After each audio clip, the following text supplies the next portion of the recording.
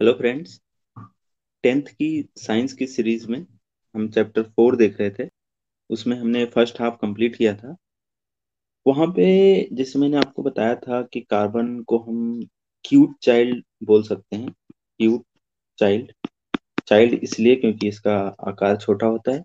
Cute इसलिए क्योंकि इसकी बनाने की क्षमता जो होती है बॉन्डिंग की बहुत ज्यादा होती है। वो किसी के साथ भी सेटल हो सकता है, किसी के साथ भी चला जा सकता है। जैसे मैंने आपको बताया था चाचा चाची मामा मामी सबके साथ ये सेटल हो जाता है कार्बन। तो इसीलिए इसको मैंने क्यूट चाइल्ड बोला था। चाइल्ड है तो इसका नामांकन क्या बोलते हैं उसको, नामकरण संस्कार। ठीक है, नामकरण संस्कार करेंगे बच्चे का। ठीक है, नामकरण संस्कार इसको अंग्रेजी में बोलते हैं नॉमेनक्लेचर या नाम पद्धति। तो जो कार्बनिक यौगिक होते हैं जो कार्बन से कंपाउंड बनते हैं उनकी नाम पद्धति है, मतलब नाम कैसे लिखते हैं। पिछली क्लास में मैंने थोड़ा बहुत इसके बारे में आइडिया दिया था। तो जैसे मैंने आपको पिछली क्लास में बताया था समजातीय श्रेणी के बारे में। ठीक है, तो समजातीय इनका जो नामांकन करते हैं वो समजातीय श्रेणी के आधार पर करते हैं। जैसे मैं आपको बताया था प्रकारात्मक group, functional group. Functional group के आधार पर ही, जैसे फंक्शनल ग्रुप मान लो, जैसे मैंने आपको बताया था ब्रोमो क्लोरो, इसको हेलो बोलते हैं। हेलो हेलो बताया था ना, हेलो हेलो। तो ये ब्रोमो क्लोरो ये पूर्व लग्न होते हैं। ठीक है, जैसे लगाते हैं bromo pentene, bromo methane, bromo ethane, ऐसे लगाते हैं ना। तो ये तो हो गया पूर्वलग्न। अब ऐसे ही अनुलग्न लगाते हैं, जैसे मीथेनॉल, मीथेनैल। अब आपको बताया था ना, नॉल नैल, कीटोन का ओइक एसिड। ठीक है, और oxalic carboxylic acid, carboxylic acid. ये समझ आपको बताया। तो ये अनुलग्न होते हैं। अनुलग्न मतलब जो बाद में नाम लगते हैं। ठीक है, इसी आधार पे जो फंक्शनल ग्रुप होते हैं इनके आधार पे नाम बदलते रहते हैं और बाकी कार्बन की संख्या पर। मैंने आपको बताया था मेथ एथ प्रो ब्यूट ये सब। एक कार्बन, दो कार्बन, तीन कार्बन, कितने कार्बन है उसके आधार पे पेंट हेक्स। ठीक है, ये 6 आपको याद रखने हैं। इनके आधार पे इनका नामांकन करते हैं। ठीक है, तो अब इसमें देखते हैं कि नामांकन कैसे होता है। तो नामांकन की जो विधि होती है, सबसे पहला काम होता है हमारा, सबसे फर्स्ट स्टेप। इसके बारे में डिटेल में वैसे 12th में 11 12 में पढ़ेंगे, लेकिन अभी तो यहाँ पे थोड़ा सा आपके सिलेबस में है इसलिए मैं बता देता हूँ। फर्स्ट स्टेप होता है हमारा काउंट, नंबर ऑफ कार्बन कितने हैं, परमाणुओं की संख्या याद कीजिए। ठीक है, सेकेंड स्टेप होता है कि आपको फंक्शनल ग्रुप पहचानना है, कौन सा फंक्शनल ग्रुप है। और फिर एक सारणी जो दे रखी है उसमें फंक्शनल ग्रुप के आधार पर नामांकन करना है। और ये सारणी हमने कल ही देखी थी अभी। ये सारणी देखो 4.4 है, ये है, ये 4.3 है वैसे। इसमें भी देख लो चलो कि यहाँ पे क्लोरीन, क्लोरीन है। ठीक है, हेलो इसको बोलते हैं एल्केन, क्लोरो ब्रोमो लगाते हैं, इसमें क्लोरीन और ब्रोमीन जुड़ जाता है। एल्कोहल जिसमें ओ एच हो, एल्डिहाइड सी एच ओ मैंने आपको बताया था। कीटोन जिसमें कार्बन और ऑक्सीजन डबल बॉन्ड हो, इधर भी कार्बन हो इधर कार्बन हो। ठीक है, कार्बोक्सिलिक एसिड जिसमें सी डबल ओ एच आखिरी में जुड़ जाए। तो इस तरीके से ये फंक्शनल ग्रुप होते हैं। अभी 4.4 एक यहाँ पे दे रखा है ये नामांकन पद्धति में। इसमें भी सेम चीज, हेलो एल्केन दे रखा है, इसमें पूर्वलंग लगता है ब्रोमो क्लोरो। जैसे देखो, अब यहाँ पे देखो इसको कि यहाँ से जहाँ पे फंक्शनल ग्रुप लगा है वहां से हम नामकरण स्टार्ट करते हैं, नंबरिंग। फर्स्ट स्टेप नंबरिंग है। तो मैंने आपको दिखाता हूँ यहाँ पे, देखो फर्स्ट स्टेप है तो यहाँ से कार्बन का अगर यहाँ पे देखो तो एक, इस कार्बन को दो, और इस कार्बन को तीन। तो तीन कार्बन हमारे पास है। और तीन कार्बन के लिए मेथ एथ प्रोप, प्रोप लगाएगा। ठीक है, तीन कार्बन के लिए प्रोप लगेगा। अब सारे सिंगल बॉन्ड है तो प्रोपेन लगेगा, एन, क्योंकि मैंने बताया था सिंगल बॉन्ड में एल्केन होता है, एल्केन एन लगता है। अब क्योंकि क्लोरो लगा हुआ है यहाँ पे तो इसको आगे इसके ये पूर्व लग्न, क्लोरो अगर क्लोरीन लगा हो तो इसको पूर्व लग्न लगाते हैं, पहले लिख देते हैं क्लोरो। तो इसका नाम क्या हो गया, क्लोरो प्रोपेन। ऐसे ही ब्रोमीन लगा है तो ब्रोमो प्रोपेन। ठीक है, ऐसे ही दूसरा अनुलग्न देख लेते हैं। दूसरा अनुलग्न जो जैसे एल्कोहल है, अगर एल्कोहल मतलब OH लगा हुआ है functional group, OH functional group में इसमें अनुलग्न लगता है। अनुलग्न मतलब नाम के बाद में जुड़ता है। और ये ऑल, ऑल लगाते हैं। ठीक है, प्रोपेनॉल एल्कोहल में, इसको एल्कोहल बोलते हैं, एल्कोहल में ऑल लगाते हैं। ठीक है, ओ एल ऑल। जैसे इसमें देखो भाई, इसमें भी 3 कार्बन है, 3 कार्बन के लिए मैंने आपको बताया प्रो, क्योंकि सिंगल बॉन्ड है इसलिए प्रोपेन हो जाएगा। ठीक है। अब इसमें देखो, इसमें जोड़ना है आपको ऑल। अगर यहाँ पे देखो ई को हटा के, जो लास्ट में ई होता है उसको हटा के इसको लिख देते हैं प्रोपेनॉल। प्रोपेनॉल, जो ई है उसको हटा के ओ एल जोड़ देते हैं, क्योंकि ओ एच है यहाँ पे, ओ एच फंक्शनल ग्रुप है, तो इसको ओ एल जोड़ देते हैं, ओ एल। ठीक है, ऑल, प्रोपेनॉल हो गया। ठीक है। अब देखो अगला, अगला क्या है, एल्डिहाइड है। एल्डिहाइड की पहचान क्या है, सी एच ओ हो आखिरी में है। ठीक है, एक तरफ कोई, एक तरफ सी एच ओ मिल जाए आपको, सी डबल बॉन्ड ओ, और इसमें हाइड्रोजन लगा हुआ मिल जाए, C H O. C H O को बोलते हैं एल्डिहाइड। ठीक है। एल्डिहाइड में अनुलग लगाते हैं, ये सारणी आपको याद रखनी है, तो वैसे याद हो जाएगी आपको, इतनी बार प्रैक्टिस करेंगे ना याद हो जाएगी। इसमें ओ एल की जगह यहाँ पे ए एल लगाते हैं। तो जैसे 3 कार्बन है, देखो 1 2 3, 3 कार्बन के लिए मैंने बताया मेथ एथ प्रो, तो प्रोप आ जाएगा। सिंगल बॉन्डिंग है सब में। अब देखो यहाँ पे डबल बॉन्ड है, लेकिन मैं कार्बन और कार्बन के बीच में देख रहा हूँ, कार्बन और कार्बन के बीच में क्या बॉन्ड, तीनों में सिंगल बॉन्ड है। तो कार्बन और कार्बन के बीच में सिंगल बॉन्ड है, तो इसको प्रोपेन लिखेंगे। लेकिन अब इसमें क्योंकि फंक्शनल ग्रुप है सी एच ओ, तो इसमें ए एल लगाना है, तो ई को हटाएंगे और ए एल जोड़ देंगे। तो इसमें क्या हो जाएगा, इसमें प्रोपेनैल हो जाएगा। प्रोपेनल या प्रोपेनैल बोलते हैं, समझ में आ रहा है ना। इसमें ई को हटा के क्या करेंगे, ए एल लगा देंगे, प्रोपेनैल। अब ये फंक्शनल ग्रुप हो गया एल्डिहाइड का। ऐसे ही एक फंक्शनल ग्रुप है कीटोन। कीटोन की पहचान क्या है, इसमें सी ओ मिल जाता है, सी डबल बॉन्ड ओ, और इसके दोनों तरफ और जो बाकी दो संयुक्त, मैंने बताया ना कार्बन की 4 संयोजकताएं होती हैं। ठीक है। तो अब ये 4 संयोजकताएं होती हैं, तो इसमें 2 संयोजकताएं तो ले गया ऑक्सीजन, और 2 बच्चे, तो इन दोनों में अगर कार्बन हो तो इसको बोलेंगे कीटोन। इनकी पहचान होती है। और इसमें कीटोन देखो, नाम ही देखो, एल्डिहाइड, एल्डिहाइड तो ए एल लगाता है, कीटोन ओन तो आखिरी में ओन लगता है। ऐसे ही अल्कोहल तो ऑल लगता है। ठीक है। और कार्बोक्सिलिक, सिलिक एसिड, कार्बोक्सिलिक एसिड, तो इसमें ओइक लगता है, ओइक। ऐसे ही, चलो मैं एक एक करके बताता हूँ। कीटोन, अब कीटोन का नाम कैसे लिखेंगे, देखो यहाँ पे सी डबल बॉन्ड वो है, सी डबल बॉन्ड वो है, तो इसको सी डबल बॉन्ड ओ अगर मिल गया, तो यहाँ पे सी डबल बॉन्ड ओ को कार्बन की नंबरिंग करिए, 1 2 3, कितने कार्बन है, 3। 3 कार्बन के लिए प्रो। अब कार्बन कार्बन के बीच में सिंगल बॉन्ड है, तो प्रोपेन, ए नहीं लगेगा। प्लस, मैंने आपको बताया फंक्शनल ग्रुप, फंक्शनल ग्रुप क्या है, कीटोन है, तो ओ एन ई लगाएंगे। तो देखो ई को हटाइए, यहाँ पे ओ एन ई लगा दीजिए, तो देखो इसका नाम प्रोपे, तो यहाँ हो गया, ई को हटा के ओ एन ई लगे, तो प्रोपेनोन, प्रोपेनोन, प्रोपेनोन इसका नाम हो जाएगा। ठीक है, प्रोपेनोन। अब यहाँ तक ये समझ में आ रहा है ना, प्रोपेनोन। तो मैं इसको मिटा देता हूँ। अब कार्बोक्सिलिक एसिड, कार्बोक्सिलिक एसिड की मैंने पहचान बताई कि लास्ट में C double O H functional group होगा, जिसमें C double O H functional group है तो उसमें कार्बोक्सिलिक एसिड लगाते हैं। अब इसका नामांकन करिए, फंक्शनल ग्रुप 1 2 3, 3 कार्बन है तो 3 कार्बन के लिए प्रो। ठीक है। अब इसमें ध्यान देना कि जो carbon C double O H का है ना, वो उसको भी जोड़ते हैं हम, ऐसा नहीं कि उसको छोड़ दीजिए। ठीक है, उसका भी कार्बन जुड़ता है। तो 1 2 3 हो गया, तो प्रो हो गया। कार्बन और कार्बन के बीच में सिंगल बॉन्ड है सारे, तो एन हो गया, प्रोपेन। फंक्शनल ग्रुप की जगह पे ओइक एसिड लगा दीजिए। तो अब ई को यहाँ से हटाएंगे लास्ट से, और इसमें ओइक जोड़ देंगे, तो प्रोपेनोइक, प्रोपेनोइक एसिड, एसिड लगा देते हैं क्योंकि ये अम्ल होता है, प्रोपेनोइक एसिड, अम्ल, प्रोपेनोइक अम्ल। ये हो गया कार्बोक्सिलिक एसिड का नाम। अब ऐसे ही एल्केन तो हमने बता दिया कि भाई सिंगल बॉन्ड है। एल्कीन में क्या होगा, इसमें लास्ट में ईन लगाते हैं। अगर कार्बन कार्बन के बीच में डबल बॉन्ड दिख जाए, तो अब 3 कार्बन है, एक तो 3 कार्बन है, तो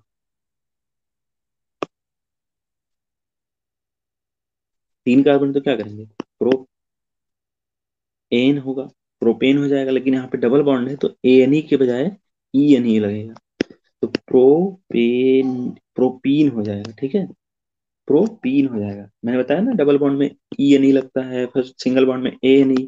इसको आप याद रख लो, ये होता है एल्केन, ANE सिंगल बॉन्ड। ठीक है, ENE एल्कीन डबल बॉन्ड।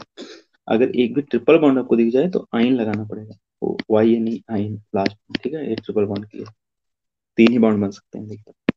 ऐसे जैसे अब यहीं पे एग्जांपल देख लो, एल्काइन। एल्काइन मतलब एक ट्रिपल बॉन्ड दिख गया, कार्बन तो अभी भी तीन ही है, तो तीन है तो क्या होगा, प्रो प्रो पेन लिखने के बजाय यहाँ पे ANE हटा के यहाँ पे क्या लिखेंगे, पेन क्यों नहीं चल रहा, यहाँ पे एक सेकंड इसको मिटा देता हूँ। यहाँ पे तीन ही कार्बन है, तो तीन कार्बन में एक, दो, तीन, तीन कार्बन में प्रोपेन होना चाहिए था, लेकिन ANE हटा के YNE लगाएंगे क्योंकि ट्रिपल बॉन्ड है, तो प्रोपेपाइन, प्रोपाइन। ठीक है, जैसे पंडित होता है तो बोलते हैं हम पंडिताइन। ठीक है, नॉमेनक्लेचर। तो ऐसे ही प्रोपेन होता था तो प्रोपाइन बोलते हैं इसको। ठीक है, YNE लगाते हैं, क्यों लगाते हैं, क्योंकि ट्रिपल बॉन्ड है। ठीक है, तो यहाँ पे ये हमारा नॉमेनक्लेचर हो गया, इसको मैंने बता दिया। अब ये इसमें स्टेप क्या था, पहला स्टेप था कि भाई नंबर ऑफ कार्बन पता करिए, कार्बन परमाणु की संख्या कितनी है, फिर आप फंक्शनल ग्रुप प्रकार्यात्मक समूह को पहचानिए। ठीक है, नंबर ऑफ कार्बन अगर एक है तो मेथ, दो है तो एथ, तीन है तो प्रोप, चार कार्बन है तो ब्यूट, फिर पांच है तो पेंट, छह है तो हेक्स। ऐसे ही, इससे ज्यादा याद करने की जरूरत नहीं। अब थर्ड जो रूल कहता है नामकरण, नामकरण का, जैसे पंडित जी नामकरण करने आते हैं ना घर में, तो बहुत सारे मंत्र पढ़ते हैं। जो तीसरा मंत्र ये है, जैसे बोलते हैं ना कि लड़के को आगे कीजिए, माथे पे टीका लगाइए, तो इसी तरीके से पहला नंबर ऑफ कार्बन गिनिए। ठीक है, फंक्शनल, दूसरा क्या है, फंक्शनल ग्रुप पहचानिए, फंक्शनल ग्रुप पहचानिए। ठीक है, तीसरा ऐसे है कि जो मैंने बताया कि आपको अगर वोवेल मिल जाए लास्ट में, जैसे वोवेल में जैसे मीथेन था, मीथेन था, तो ये ANE वाई यहाँ पे वोवेल वोवेल मिल गया, AEIOU। इथेन था, इसमें भी वोवेल मिल गया। तो ये वोवेल में AEI में अंत का ई हटाकर, ठीक है, अगर जैसे मान लो कि जो प्रकार, देखो इसमें ध्यान से देखो, प्रकारात्मक समूह का जो अनुलग्न है, जैसे अनुलग्न क्या क्या है, AL OL। ठीक है, जैसे ON ONE, अगर ऐसा कुछ है प्रकारात्मक समूह अनुलग्न, अनुलग्न मतलब बाद में लगने के लिए। अब देखो मान लो मीथेन है, इसमें अगर AL लगा दिए तो इसको क्या पढ़ेंगे, तो नाम नाम ही बहुत अजीब सा हो जाएगा। तो इसलिए ऐसे में क्या करते हैं, ई को हटा देते हैं और AL लगा देते हैं, जिससे दो ओवेल एक साथ ना हो, है ना, दो ओवेल एक साथ ना हो। तो जैसे कीटोन, कीटोन में क्या है, ONE है, तो ई यहाँ से हटा देते हैं और ONE लगा देते हैं, तो प्रोपेनोइन, प्रोपेनोन हो जाता है, प्रोपेनोन। ई हटाया और ONE लगा दिया। ONE क्यों लगाया, क्योंकि यहाँ पे जो फंक्शनल ग्रुप का जो अनुलग्न था उसमें O था यहाँ पे, और O क्या है, ओवेल है, तो इसलिए जो नाम था उसमें ई हटा के ONE लगा। समझ में आ गया होगा। तो ये तीसरा मंत्र हो गया। चौथा मंत्र क्या है, चौथा मंत्र ये है कि असंतृप्त कार्बन श्रृंखला में, कार्बन श्रृंखला के नाम में दिए गए ANE को ENE मतलब YNE बदलते हैं। ये मैंने आपको बता ही दिया है, प्रोपेन में प्रोपाइन प्रोपीन कैसे होता है, ये सब मैंने आपको समझा दिया। चारों मंत्र पूरे हो गए।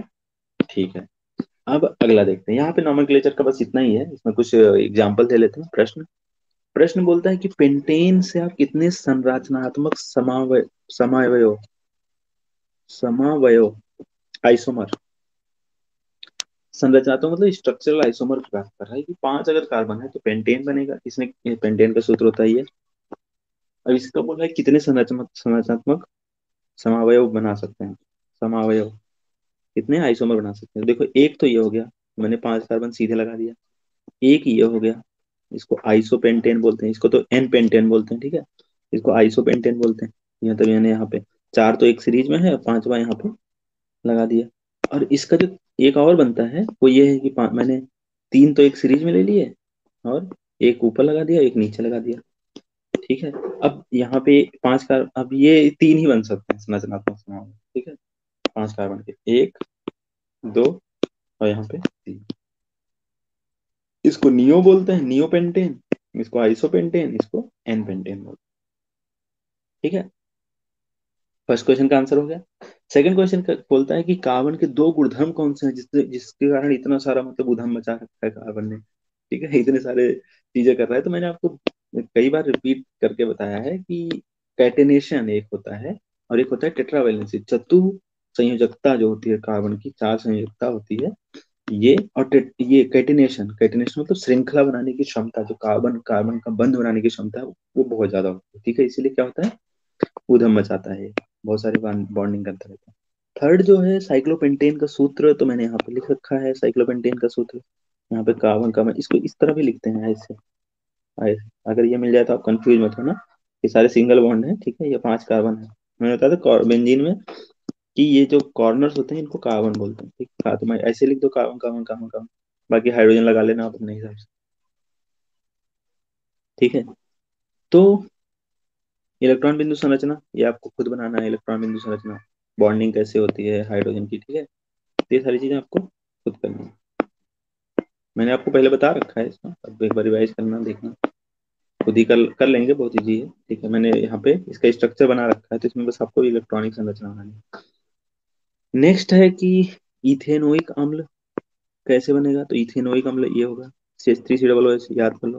वैसे इसके बारे में हम बहुत डिटेल में पढ़ने वाले हैं आज। CH3COOH बोलते हैं इथेनोइक एसिड। ब्रोमो ब्रोमोपेंटोन, ब्रोमोपेंटोन का देखो ये बना हुआ है, ये देखो, ये तीन संरचना है ब्रोमोपेंटोन की। एक तो ब्रोमीन मैंने यहाँ पे पहले ही लगा रखा है, देखो यहाँ पे, यहाँ पे एक ब्रोमीन दूसरे कार्बन पे लगा रखा है, यहाँ पे एक ब्रोमीन तीसरे कार्बन पे लगा रखा है। तो ये सब क्या है, स्ट्रक्चरल आइसोमर है, ठीक है। सारे का नाम, तीनों का नाम ब्रोमोपेंटेन ही है, ब्रोमोपेंटेन ही है। पांच कार्बन है और एक ब्रोमीन है, ब्रोमोपेंटेन। लेकिन इसको बोलते हैं वन ब्रोमोपेंटोन, इसको बोलते हैं टू ब्रोमोपेंटेन, इसको बोलते हैं थ्री ब्रोमोपेंटोन, ब्रोमोपेंटोन। क्योंकि कहीं एक पहले कार्बन पे लगा हुआ है तो दूसरे कार्बन पे लगा हुआ है, या तीसरे कार्बन पे लगा हुआ है, ये तीन संरचना है पॉसिबल। अब आप बोलेंगे चौथे कार्बन पे क्यों नहीं लगा होगा, क्योंकि जैसे ही ये चौथा होगा तो हम नंबरिंग इधर से कर देंगे, फिर दूसरा हो जाएगा, ठीक है। तो तीन ही पॉसिबल है, ठीक है। तो ब्रोमोपेंटोन हो गया। ऐसे ब्यूटोन, ब्यूटेनोन, ब्यूटेनोन का होगा, ये देखो मैंने बना रखा है यहाँ। ब्यूटेनोन मतलब चार कार्बन और यहाँ पे CO बॉन्ड, कीटोन, तो ब्यूटेनोन हो गया। हेक्सेनैल, हेक्सेनैल मतलब छह कार्बन, तो मैंने छह कार्बन बना दिया। नैल मतलब होगा CHO लगाना, तो लास्ट में मैंने CHO लगा दिया, ठीक है। छह कार्बन के साथ CHO, हेक्सेनैल हो गया। अब बोल रहा है इसका नामकरण कैसे करेंगे, ठीक है। कुछ हमें यौगिक दे रखे हैं, इसका नामकरण पूछ रहे हैं। तो देखो फर्स्ट में इसमें नंबरिंग करें तो दो कार्बन हो गए, ब्रोमीन लगा हुआ है फंक्शनल ग्रुप, दो कार्बन के लिए हमने लगाएंगे एथ, सिंगल बॉन्डिंग है कार्बन कार्बन के बीच में, तो एथेन हो जाएगा। और क्योंकि ब्लोरो ये ब्रोमो लगा हुआ है तो उसको ब्रोमो लगा देंगे, ब्रोमीन। ये पूर्व लग लगाते हैं, ठीक है। नेक्स्ट है, एक ही कार्बन है तो एक कार्बन को तो मीथेन बोलते हैं, लेकिन अब इसमें नैल, CHO लगा है तो नैल लगेगा, AL लगेगा आखिर में, तो मीथेनल हो जाएगा, मीथेनैल। अब यहाँ पे देखो इसमें छह कार्बन है, लेकिन एक कार्बन के बीच में ट्रिपल बॉन्ड है, तो छह कार्बन के लिए हेक्स हो जाएगा, और ट्रिपल बॉन्ड है तो हेक्साइन हो जाएगा, ठीक है, हेक्साइन। अब नेक्स्ट हम पढ़ते हैं कार्बनिक यौगिकों के रासायनिक गुणधर्म, द केमिकल प्रॉपर्टीज ऑफ कार्बनिक ऑर्गेनिक कंपाउंड, ठीक है, ऑर्गेनिक कंपाउंड। तो केमिकल प्रॉपर्टीज क्या है, केमिकल प्रॉपर्टीज ये हैं कि देखो अधिकांश ईंधन जो होते हैं वो कार्बन या उसके यौगिक के रूप में ही होते हैं। जैसे कार्बन का मुख्य यूज क्या है कार्बन का, अब जैसे बायोगैस है, बायोगैस में मीथेन होता है, ठीक है। तो ये जो कार्बनिक ऑर्गेनिक यौगिक होते हैं, इसमें मैक्सिमम जो यूज होता है वो बेसिकली ईंधन के रूप में ही होता है, या तो उनके यौगिकों के रूप में। जैसे पहला क्या होता है अब अभी हमने नामकरण संस्कार किया है, अब दाह संस्कार करेंगे, ठीक है, दहन करेंगे इसका, कम्बशन। कम्बशन में अपने सभी अपर रूपों में कार्बन, कार्बन का कोई भी अपर रूप हो, ठीक है। इसमें क्या होता है कि जैसे हीरा डायमंड कुछ भी ले लो, इसमें ऑक्सीजन में दहन करके ऊष्मा या प्रकाश के साथ कार्बन डाइऑक्साइड देता है, कार्बन का कोई भी अपर रूप अगर ऑक्सीजन के साथ दहन कर, देखो सब सब में ऑक्सीजन है, तो फिक्स है एक चीज, एक चीज क्या फिक्स है कि जो प्रोडक्ट होगा वो कार्बन डाइऑक्साइड, वाटर और ऊष्मा।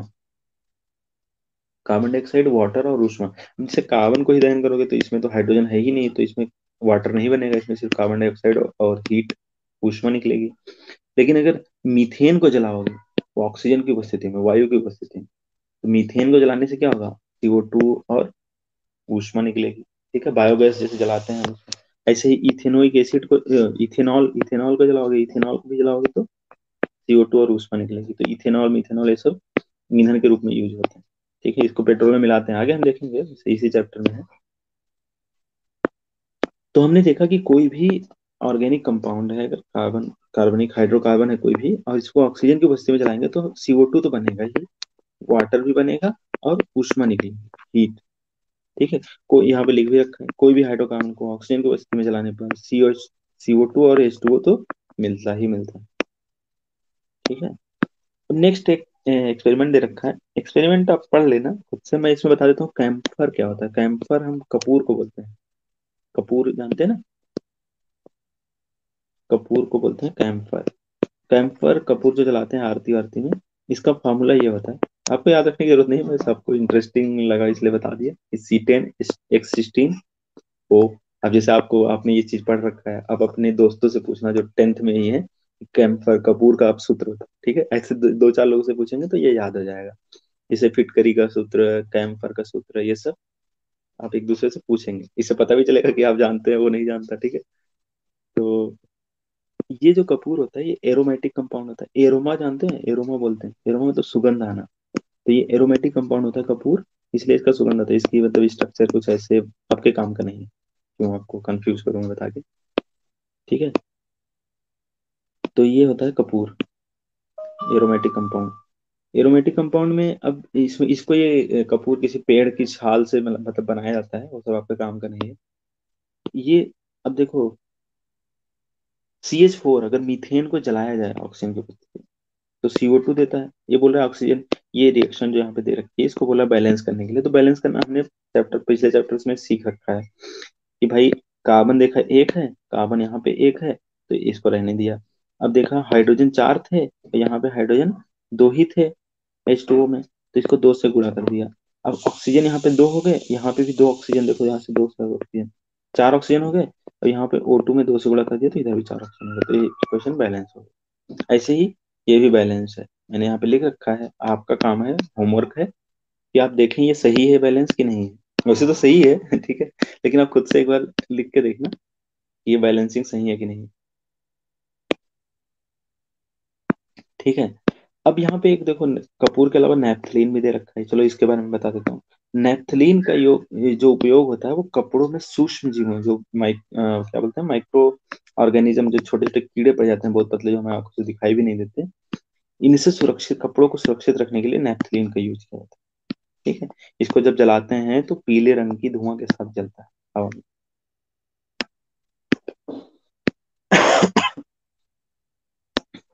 ठीक है, लेकिन जब अल्कोहल को जलाते हैं, नेपथलीन को छोड़ो, अगर अल्कोहल को जलाएं तो ब्लू फ्लेम जलता है। ब्लू फ्लेम मतलब नीला फ्लेम जलता है। आपको बस याद रखना है, नेपथलीन येलो स्मोक, ठीक है, अल्कोहल ब्लू स्मोक।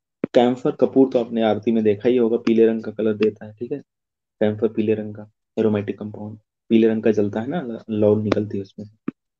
तो और अल्कोहल, अच्छा हाँ, ये आप कर सकते हो, जैसे आपके आसपास कोई बेवड़ा मिले, कोई अंकल जी मिले जो दारू पीते हैं, उनका आप दारू लीजिए, ठीक है, उसको जला दीजिए।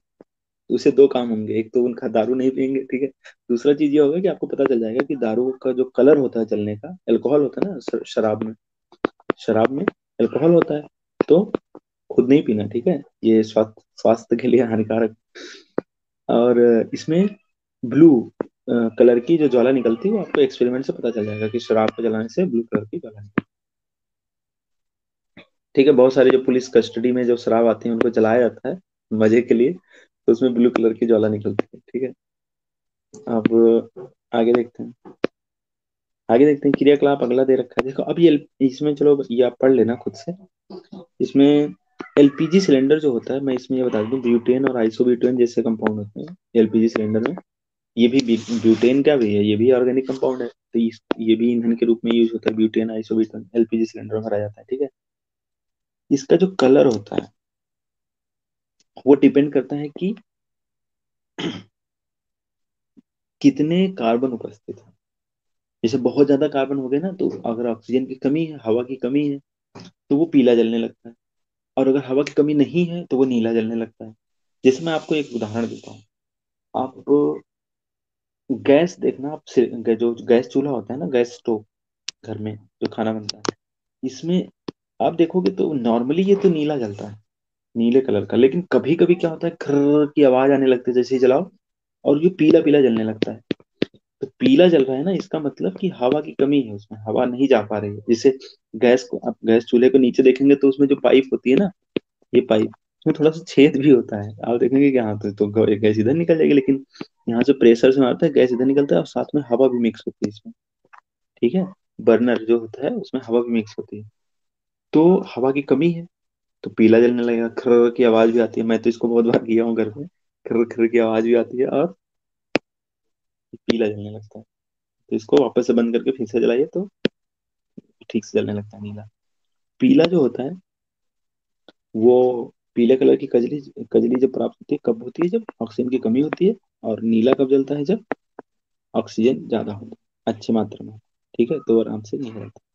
अब आपका एक होमवर्क है कि मम्मी, दादी, ठीक है, जिससे भी आप पूछ सकते हैं, ये पूछिए कि काजल कैसे बनता है, वो काजल कैसे बनाती थी।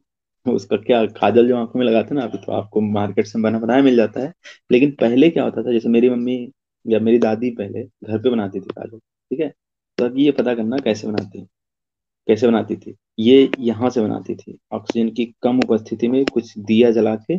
ये सब मैं ही बता दूंगा, तो फिर आप क्या करेंगे, ये आप होमवर्क है आपका, ठीक है। मम्मी या दादी से पूछना काजल कैसे बनाती है। संतृप्त हाइड्रोकार्बन से सामान्यतः स्वच्छ ज्वाला निकलेगी। अगर संतृप्त हाइड्रोकार्बन है तो स्वच्छ ज्वाला, ज्वाला मतलब नीले कलर की। और असंतृप्त है तो पीले कलर की ज्वाला निकलेगी, क्योंकि उसमें उसका दहन अच्छे से नहीं हो पाता, ठीक है। वायु की अगर आपूर्ति पर्याप्त है तो उसके दहन करने पर मतलब अगर आपूर्ति पर्याप्त नहीं है, ठीक है, अपूर्ण दहन होता है, तो इसमें कजली ज्वाली ज्वाला जो निकलेगी पीले कलर की, ठीक है। और ये सब पढ़ लेना, मैंने ये सब आपको बता ही रखा है।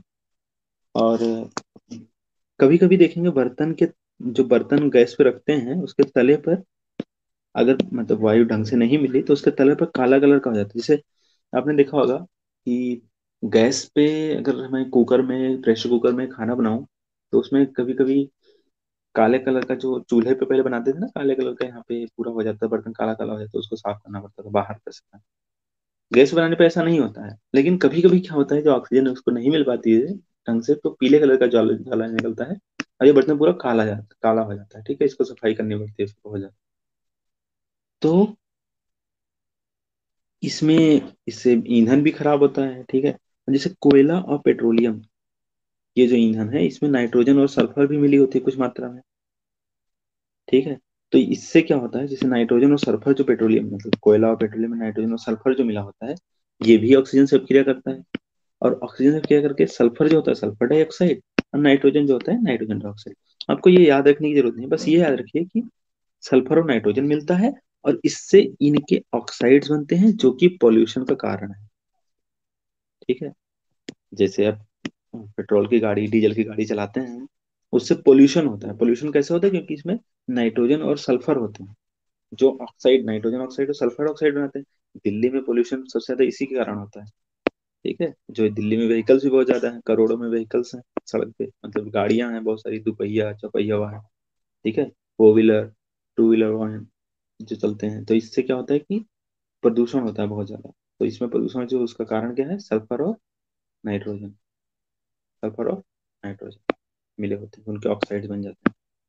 अब अगला है कि क्यों जलते हुए पदार्थ ज्वाला उत्पन्न करते हैं या फिर नहीं करते हैं। भाई, कुछ पदार्थ को जलाओ तो ज्वाला के साथ, लकड़ी को जलाओ तो ज्वाला के साथ जलता है, और कोयले को जलाओ तो वो उसमें कुछ ज्वाला ही, लपटें ही नहीं निकलती, बस सिर्फ लाल हो जाता है और ऊष्मा देने लगता है। ऐसा क्यों होता है? ऐसा इसलिए होता है कि गैसीय पदार्थ होते हैं, केवल जो गैसीय पदार्थ होते हैं उन्हीं के जलने पर ऊष्मा उत्पन्न होती है, ज्वाला उत्पन्न होती है। जो गैसीय पदार्थ होते हैं, जैसे लकड़ी है, उसमें जो गैसीय पदार्थ है उन्हीं को जलने से सिर्फ ज्वाला उत्पन्न होती है। अगर आप चारकोल जलाएं तो इसमें वाष्पित वाष्पित पदार्थ होते हैं, वो वाष्पीकृत हो जाते हैं और आरंभ में ज्वाला के साथ जलते हैं। जैसे जो एक बार आग हो जाती है, जैसे ही आग हो गई, मतलब रेड कलर का हो गया जैसे, तो उसमें ज्वाला निकलना बंद हो जाता है। ऊष्मा तो फिर भी देता है, ठीक है, तो गैसीय पदार्थ खत्म, वाष्पीकृत हो गए, तो ज्वाला देना बंद हो गया। तो ये तो मैंने आपको 2-3 बार बता चुका कि अपूर्ण दहन होता है तो काजल बनता है, कावा बनता है, ठीक है। का- ये आप चक्की या इंजन पे भी देखेंगे जो काले कलर का होता है, क्योंकि अगर अच्छे से दहन नहीं हो पाता तो काले कलर का धुआं निकलता है, बहुत ज्यादा काला ब्लैक कलर का कार्बन निकलता है उसके सामने। अगर फेस पहुंच गया ना, कोई कोई बाइक में देखे होंगे, बाइक में अगर ढंग से जलता नहीं है, अपूर्ण दहन होता है, तो बहुत ज्यादा धुआं फेंकती है बाइक, ठीक है, साइलेंसर से। और अगर आप पीछे पड़ गए तो आपका मुंह काला हो जाएगा, तो लोग बोलेंगे भी कि बुरी नजर वाले तेरा मुंह काला। तो ये एक्चुअली लोग जो भी बोले, लेकिन आप यहाँ पे तुरंत बता सकते हैं कि भाई तुम्हारा जो फ्यूल है वो वेस्ट हो रहा है, क्योंकि तुम्हारा कंबशन जो है वो अच्छे से नहीं हो रहा, कंबशन अच्छे से नहीं हो रहा, पूर्ण दहन हो रहा है, ठीक है। ये आप उसको बता सकते हैं, जो भी बाइक वाला है। अब प्रेजेंस ऑफ, यहाँ पे बोल रहा है कि अनबर्न कार्बन, मतलब अपूर्ण दहन जो होता है इन्हीं के कारण होता है, ठीक है। इनकम्प्लीट कंबशन इसको बोलते हैं। तो अगला देखते हैं, कोयले और पेट्रोलियम का निर्माण। ये आपका होमवर्क है, खुद पढ़िए। कोयले और पेट्रोल का निर्माण कैसे होता है, मजा आएगा। अब देखेंगे कि भाई डीजल पेट्रोल ये सब बनता कैसे, कहाँ से बनता है। इसको जीवाश्म ईंधन क्यों कहते हैं, क्योंकि ये फॉसिल फ्यूल, फॉसिल से बनता है। फॉसिल फ्यूल बोलते हैं इनको, जीवाश्म ईंधन। मैं आपको शॉर्ट में बता देता हूँ, देखो एक पौधा है, पेड़ पौधे हैं, बहुत सारे घास फूस ऐसे।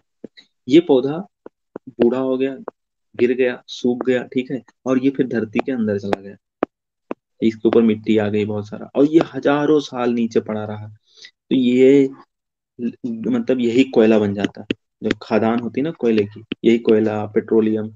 तो जब जीवाश्म होते हैं, जैसे बहुत सारे जीव जंतु हैं ये जो मरते हैं, या फिर ऑर्गेनिक कोई भी कंपाउंड, तो ये जीवाश्म में जो होता है इनका फॉसिल, ठीक है, वो हजारों साल तक नीचे दबा रहता है धरती के नीचे, और वो धीरे धीरे बन जाता है पेट्रोल डीजल, ये सब मृत अवशेष, ठीक है, कुछ चट्टान, कोयले की चट्टान, कोयले की खदान, ये सब बन जाता है। तो ये आप पढ़ेंगे तो इंटरेस्टिंग लगेगा, ठीक है। अगला है ऑक्सीडेशन, ठीक है, ऑक्सीकरण। ऑक्सीकरण में जैसे एथेनॉल को बोल रहा है कि क्षारीय पोटेशियम परमैंगनेट का 5% जलाइए। इथेनॉल क्या होता है, इथेनॉल होता है, इथेनॉल, इसको बोलते हैं CH3CH2OH, इथेनॉल, इसको C2H5OH भी बोलते हैं, इथेनॉल, ठीक है। तो इसको अगर मैं KMNO, जैसे यहाँ पे रिएक्शन दे ही रखा है, मैं बता दूं, ठीक है। इसमें क्या होता है, CH3CH2OH, इथेनॉल को अगर क्षारीय पोटेशियम परमैंगनेट और ऊष्मा इसके साथ, या फिर अम्लीय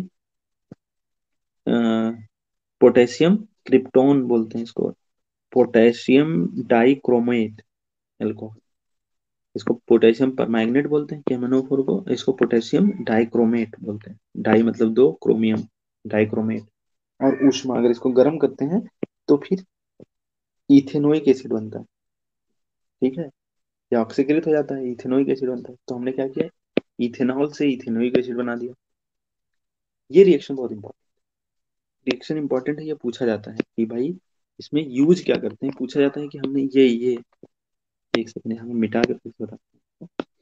इसमें जो इम्पोर्टेंट है इस रिएक्शन में, आपको पूछा जाएगा क्वेश्चन कि मिथेनॉल से मिथेनोइक एसिड, सॉरी, इथेनॉल से इथेनोइक एसिड बनाने के लिए हम कौन सा उत्प्रेरक यूज करते हैं, पोटेशियम परमैंगनेट या पोटेशियम डाइक्रोमेट। पोटेशियम परमैंगनेट होता क्या है, क्या आपने देखा है? इसको गांव में बोलते हैं लाल दवा, लाल दवा बोलते हैं, ठीक है। ये क्या करते हैं इसको, पोटेशियम परमैंगनेट लाल दवा जो होता है, ये कुआं में छोड़ा जाता है। जैसे एक आला, आपने सुना होगा ना, आला उदल, गांव में एक फोक सॉन्ग है जो चलता है, बहुत सारे गाँव में चलता है फोक सॉन्ग, यूपी बिहार में तो अक्सर चलता है। फोक सॉन्ग बोलते हैं ये आला, जैसे इसका जो एक लाइन है वो मुझे याद आ रहा है, मैंने बचपन में सुना था, लाल दवा कुआं में छोड़ो, अब हैजा का सुनो हुआ, ठीक है। तो ये जो लाल दवा है पोटेशियम परमैंगनेट, इसको एक्चुअली वेल जो कुआं होता है, ठीक है, इसमें डालने से इसमें क्या होता है कि बैक्टीरिया जो हो जाते हैं ना, बहुत सारे कॉलरा के बैक्टीरिया हो जाते हैं कुएं में। जो पहले कुएं से पानी पीते थे, अब तो नल लग गए हैं, तो ये कुएं से पानी पीते तो इसमें बैक्टीरिया निकल जाते थे, कुएं में बहुत सारे बैक्टीरिया। तो ये बैक्टीरिया पूरे पूरे गाँव को साफ कर देते हैं, मतलब पूरे गाँव के सारे आदमी, क्योंकि एक ही कुएं से पानी पी रहे हैं, सारे बीमार हो गए। तो इसमें टाइम टाइम पे लाल दवा पोटेशियम परमैंगनेट डालते रहते थे कुएं में। तो लाल दवा कुआं में छोड़ो। अब हैजा का सुनो हवाल, तो हैजा मतलब कॉलरा, तो कॉलरा का बैक्टीरिया मर जाते थे सारे पोटेशियम परमैंगनेट से, ठीक है, लाल दवा। अब कुछ पदार्थ जो होते हैं, इनको ऑक्सीकरण की क्षमता होती है, ऑक्सीजन देने की क्षमता होती है, तो ऑक्सीकरण बोलते हैं, ठीक है, ऑक्सीकारक बोलते हैं, ऑक्सीडाइजिंग एजेंट, क्योंकि ये ऑक्सीजन देते हैं। और जिसका ऑक्सीकरण होता है, मतलब यही हाइड्रो ये ऑक्सीजन जाके दूसरे में जुड़ जाता है, तो उसका ऑक्सीकरण हो जाता है। पोटेशियम परमैंगनेट, अब देखो यहाँ पे एक ऑक्सीजन था, यहाँ पे दो ऑक्सीजन हो गया, तो क्या हो गया, इनका ऑक्सीकरण। ठीक है, आप इसको इस तरह समझिए, इथेनॉल सा इथेनोइक बना, तो दो ऑक्सीजन हो गया, एक ऑक्सीजन हो जाए, तो यहाँ पे इसका ऑक्सीकरण। तो अम्लीकृत पोटेशियम डाइक्रोमेट और क्षारीय पोटेशियम परमैंगनेट, इन दोनों का ये बहुत इंपॉर्टेंट है, हर कंपटीशन एग्जाम में पूछा जाता है, आगे आपको याद है। अब अगला है संकलन अपक्रिया, एडिशन रिएक्शन। एडिशन मतलब होता है जोड़ना, तो एडिशन रिएक्शन कैसे होगा, ठीक है। एडिशन रिएक्शन में क्या होता है, इस ये भी पूछा जाता है क्वेश्चन, क्वेश्चन पूछा था कि एडिशन रिएक्शन जो होता है, इसमें उत्प्रेरक जो यूज करते हैं, कौन सा यूज करते हैं, तो प्लेटिनम, प्लेटिनम और निकेल, प्लेटिनम और निकेल जैसे उत्प्रेरक यूज करते हैं, प्लेटिनम और निकेल। इसमें क्या होता है, जो असंतृप्त हाइड्रोकार्बन होता है, इसमें हाइड्रोजन जोड़ते हैं। असंतृप्त हाइड्रोकार्बन जैसे मीथेन, मीथेन नहीं, इथाइन, असंतृप्त हाइड्रोकार्बन CH2 ठीक है। इसको ऐसे बना देता हूँ, CH2 डबल बॉन्ड CH2, ठीक है, CH double bond triple bond CH। ये जो होते हैं, इसको असंतृप्त कार्बन हाइड्रोकार्बन बोलते हैं। इनमें हाइड्रोजन जोड़ के इसको संतृप्त बनाया जाता है, जैसे मैंने आपको पिछली क्लास में एक बार बताया था, अब याद कीजिएगा, वैसे मैं फिर से बताऊंगा अभी, ठीक है। तो लेकिन इसमें उत्प्रेरक जो होता है, उत्प्रेरक वो प्लेटिनम और निकल होता है, प्लेटिनम और निकल, ये याद रखना है। निकल उत्प्रेरक का उपयोग, जो निकल उत्प्रेरक है, इसका उपयोग वनस्पति तेल जो होता है उसके हाइड्रोजनीकरण में करते हैं। वनस्पति तेल सामान्यतः जो लंबी श्रृंखला होती है, वनस्पति तेल आपको डालडा, घी बोलते हैं, वनस्पति वेजिटेबल ऑयल, वेजिटेबल ऑयल, वनस्पति घी, वनस्पति तेल, ठीक है। इनमें क्या होता है, असंतृप्त कार्बन श्रृंखलाएं होती हैं, जिनमें जंतु वसा में क्या होता है, जंतु फैट, जो हमारे अंदर फैट होता है, उसमें संतृप्त कार्बन श्रृंखलाएं होती हैं। हमें कौन सा खाना चाहिए भोजन पकाने के लिए, असंतृप्त वसा में, अनसेचुरेटेड फैटी एसिड, हमें ये खाना चाहिए। असंतृप्त वसा अम्ल वाले तेल जो होते हैं, उन्हीं का उपयोग करना चाहिए, ठीक है। ये स्वास्थ्य वर्धक होते हैं।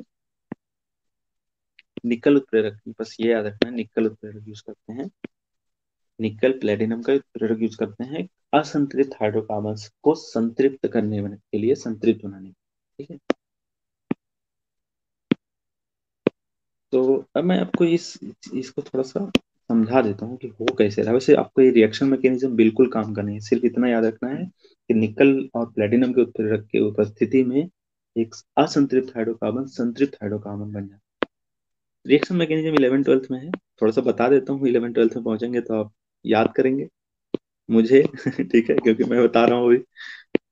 तो यहाँ पे देखो, ये असंतृप्त हाइड्रोकार्बन है, आर मतलब कोई भी यहाँ पे कार्बन कंपाउंड भी हो सकता है, हाइड्रोजन भी हो सकता है। इसमें हाइड्रोजन यहाँ पे आया जुड़ने,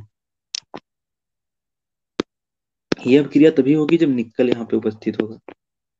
ये हाइड्रोजन बोलेगा कि भाई मुझे भी जगह दो, कार्बन बोलेगा भाई जगह कहाँ है, मेरे तो चार बंद यहाँ कंप्लीट है, इसको बोलेगा मेरे भी चार बंद कंप्लीट है, बोलेगा नहीं नहीं, मेरा घर परिवार कोई नहीं है, ठीक है, मुझे जगह चाहिए, मुझे शेल्टर दो, ठीक है, शेल्टर होम्स बने होते हैं ना बहुत सारे, शेल्टर, मुझे शरण दो।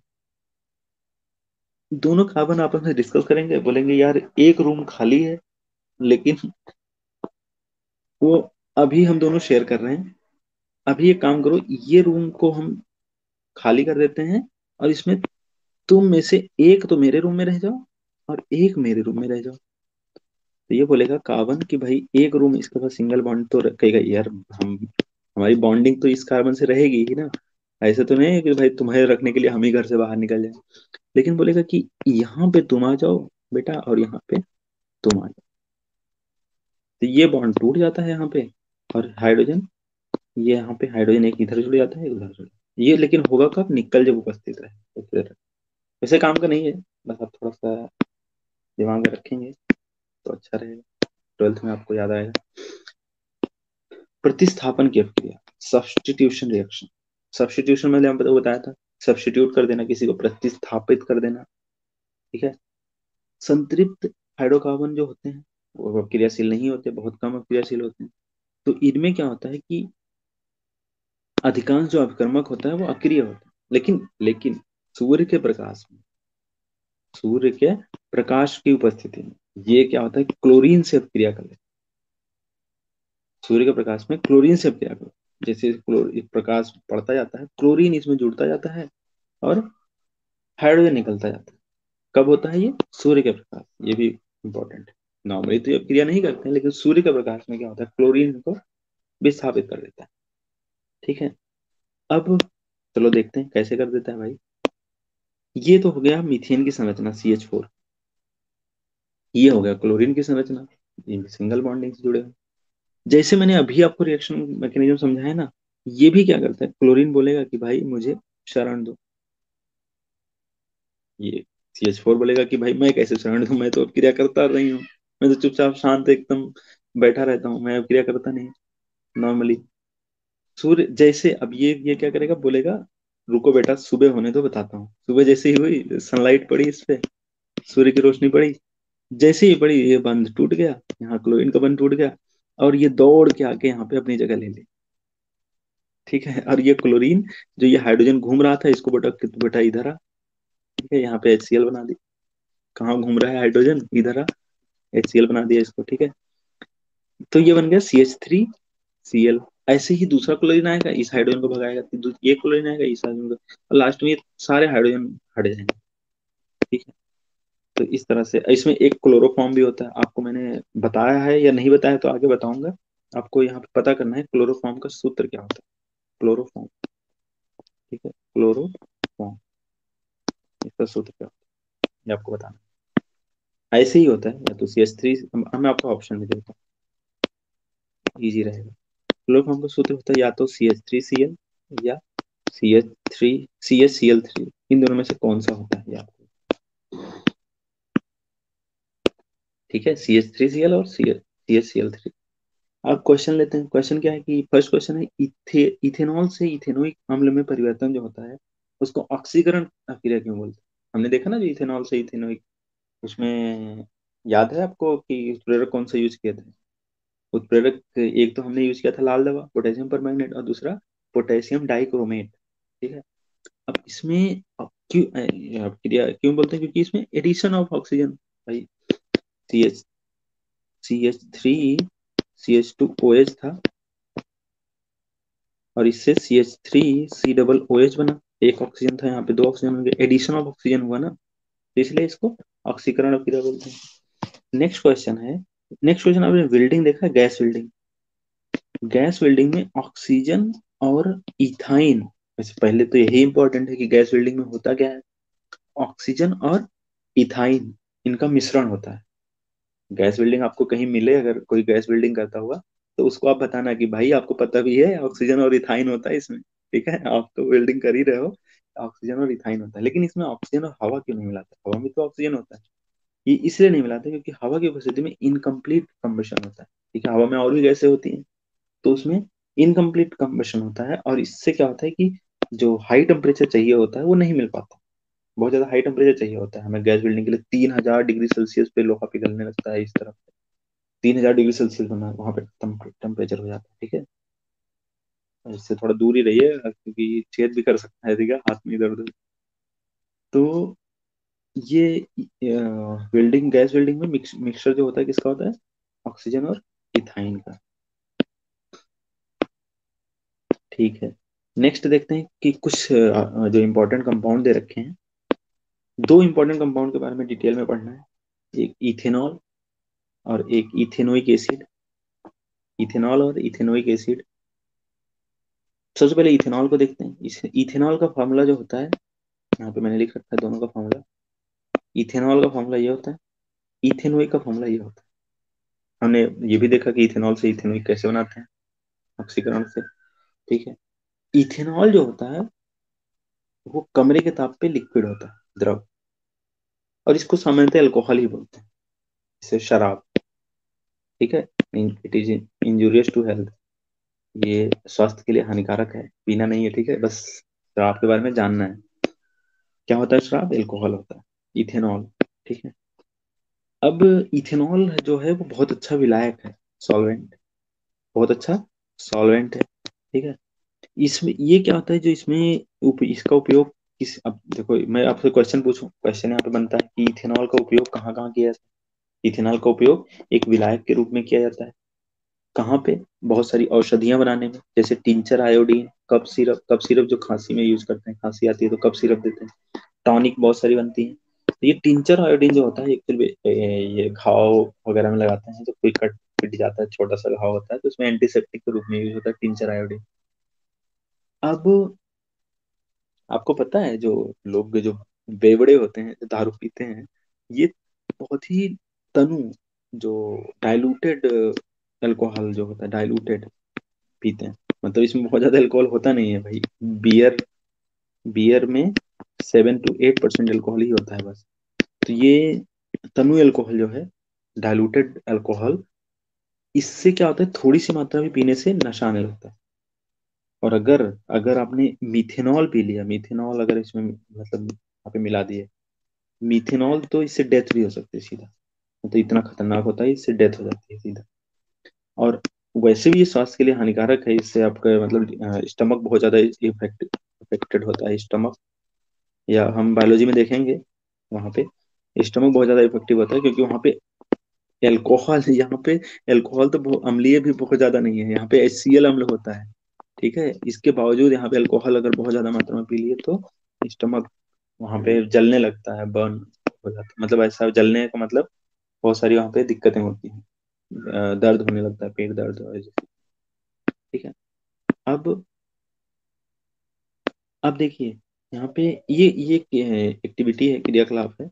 इसमें बोल रहा है कि इथेनॉल को अगर सोडियम के साथ मिलाएं तो ये सोडियम, ये हाइड्रोजन गैस देता है, बस इतना याद रखो।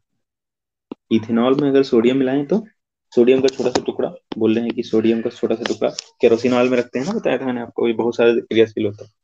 तो केरोसिन ऑयल से थोड़ा सा टुकड़ा निकालिए और इसको इथेनॉल में डाल दीजिए, तो इससे हाइड्रोजन गैस निकलने लगेगी, बुलबुले। क्वेश्चन ये है कि आप कैसे पता करेंगे कि हाइड्रोजन गैस ही है। ये हमने पढ़ा था। याद करिए, साबुन के बुलबुले, मोमबत्ती, और फिर उसको ले जाते हैं बगल में, फटाफट फटफट की आवाज आती है। ये आपको होमवर्क है कि आप इसको दोबारा पढ़िए, चैप्टर 2 या चैप्टर 1 में दिया हुआ है। ठीक है। अब ये अपक्रिया हमने देखी ली। इसमें क्वेश्चन पूछ रहा कि क्या आपने कभी और दूसरा भी देखा है, जैसे हमने पिछले चैप्टर में देखा था भाई, धातु जो जिंक है, अगर उसको HCl में, डाइल्यूटेड HCl में अपक्रिया करें तो भी हाइड्रोजन गैस निकलती है। तो यही पूछ रहा है कि क्या आपने इससे पहले भी देखा है? हाँ देखा है, इससे पहले चैप्टर में देखा है भाई। ये बहुत इंपॉर्टेंट है नेक्स्ट, कि असंतृप्त हाइड्रोकार्बन, ठीक है, अनसेचुरेटेड हाइड्रोकार्बन बनाने की अभिक्रियाएं क्या। हमने देखा कि भाई एडिशन रिएक्शन में देखा। ठीक है, एडिशन में H2 एडिशन हो जाता है, ठीक है, निकल की उपस्थिति में। अब यहाँ पे देखेंगे कि असंतृप्त से संतृप्त कैसे, असंतृप्त हाइड्रोजन कैसे बना है, असंतृप्त हाइड्रोकार्बन कैसे बना है। ये इंपॉर्टेंट है, इसमें याद रखना है कि एक तो आपको गर्म करना है सांद्र अम्ल के साथ, concentrated H2SO4,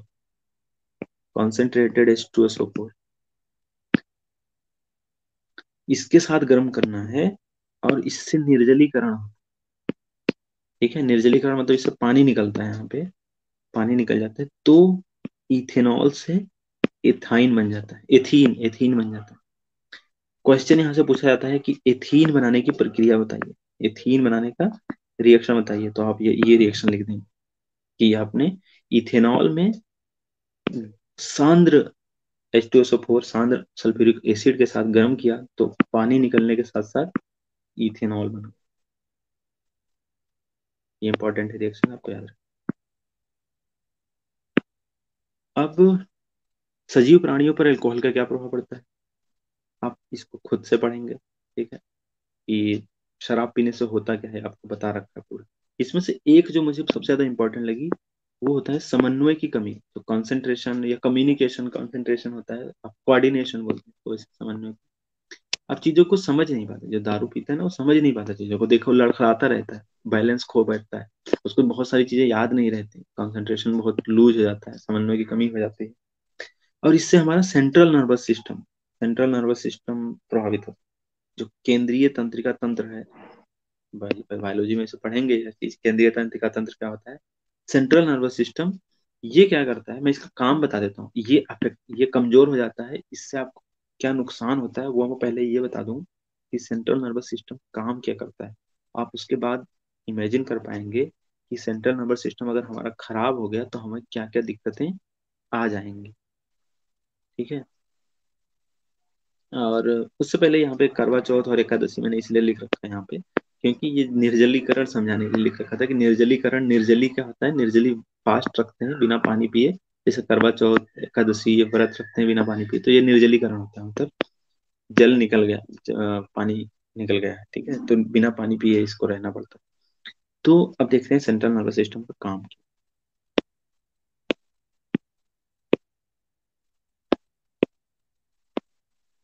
central nervous system,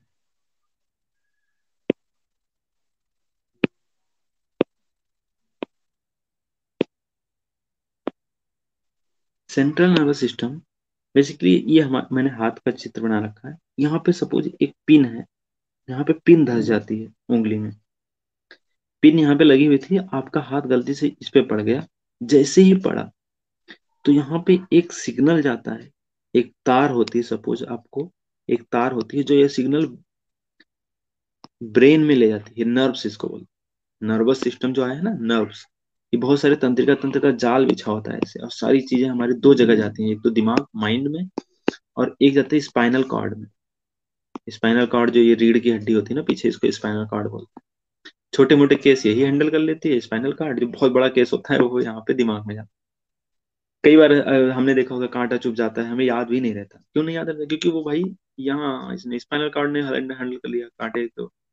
ठीक है, छोटा सा दर्द हुआ, वहां से पैर अपने हटा लिया, स्पाइनल कॉर्ड ने बोला कि भाई कांटा धसा है, निकाल लो उसको, ठीक है।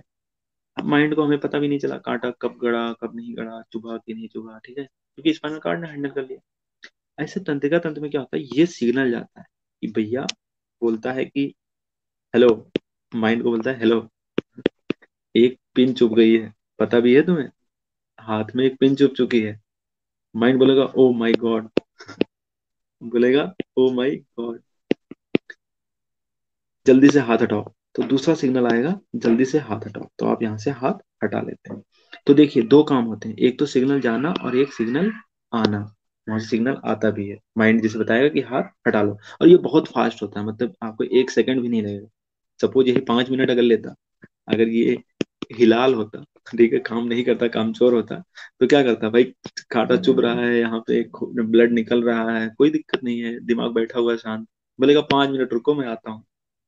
लेकिन ये 5 मिनट रुकता नहीं, ये सडन होता है, बहुत फास्ट होता है, ठीक है, सिग्नल जाते ही बोलता है कि जल्दी से हाथ हटाओ, तो हाथ हटा लेते हैं। ये नर्वस सिस्टम का काम, सेंट्रल नर्वस सिस्टम, बहुत सारी ऐसे तंत्र का जाल बिछा होता है पूरे शरीर में, ये कमजोर हो जाता है शराब पीने से। तो अगर आपको कोई शराबी मिले आसपास, तो आप उसको ये समझाना कि इससे आपका सेंट्रल नर्वस सिस्टम ही खत्म हो जाता है, आपको सोचने की क्षमता, आपको समझने की क्षमता, आपको बैलेंस जो है, पावर जो बैलेंस मतलब शरीर का है वो कमजोर हो जाता है। ये सब सारी चीजें आप उनको समझा सकते हैं।